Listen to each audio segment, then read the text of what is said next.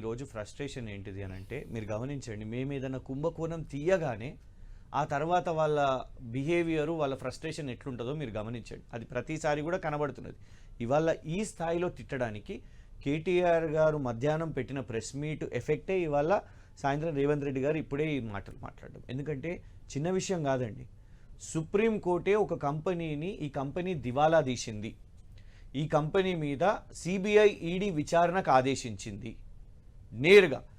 అది ఎంత పెద్ద ఇష్యూ అంటే ఒక జడ్జి గారు, ఎన్సిఎల్ఏటి జడ్జి గారే ఆయన నేను కేసు నుంచి తప్పుకుంటున్నాను, నేను ఈ కేసు తీర్పు చెప్పను, ఎందుకంటే నాకు మెసేజ్ వచ్చింది, నా మీద ఒత్తిడి పెడుతున్నారు, దట్ ఫేవరబుల్ ఆర్డర్ ఇవ్వాలి కేఎల్ఎస్ఆర్ ఇన్ఫ్రాటెక్ అనే కంపెనీకి అనేది. ఆ కేఎల్ఎస్ఆర్ ఇన్ఫ్రాటెక్కి మొన్న 5 రోజుల ముందు మనం ఈ సిట్ గందరగోళంలో ఉన్నప్పుడు ఈ మ్యాటర్ని దొక్కేశారు.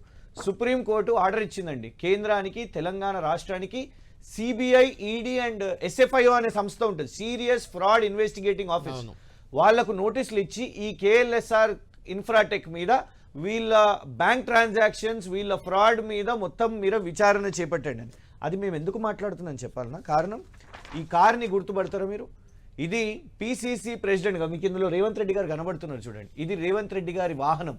పిసిసి ప్రెసిడెంట్గా, కాంగ్రెస్ అధ్యక్షునిగా ఉన్నప్పుడు TS07FF0009 ల్యాండ్ క్రూజర్ అది గిఫ్ట్ ఇచ్చింది కేఎల్ఎస్ఆర్ ఇన్ఫ్రాటెక్. దాని యొక్క రిజిస్ట్రేషన్ డీటెయిల్స్ 2018లో ఈడీఐటీ, ఇది సుధాకర్ రెడ్డి గారు సీనియర్ జర్నలిస్ట్ టైమ్స్ ఆఫ్ ఇండియాలో రాశారు. ఈడీఐటీ వీరి మీద రేడ్స్ చేసినప్పుడు రేవంత్ గారి మీద ఇదే కేఎల్ఎస్ఆర్ ఇన్ఫ్రాటెక్ని రేవంత్ గారి బినామీ యాంగిల్లో చూసిండ్రు.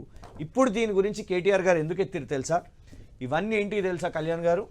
ఇవన్నీ తెలంగాణ ప్రభుత్వం లాస్ట్ 1 ఇయర్లు ఇచ్చిన కాంట్రాక్టులు. మొత్తం 2500 కోట్ల ఎగ్జిక్యూటింగ్ ప్రస్తుతం కాంట్రాక్ట్స్. వాళ్ళ వెబ్సైట్లో చెప్తున్న ప్రకారం 6000 కోట్ల కాంట్రాక్టులు మేము వ్యాపారాలు చేస్తున్నామని.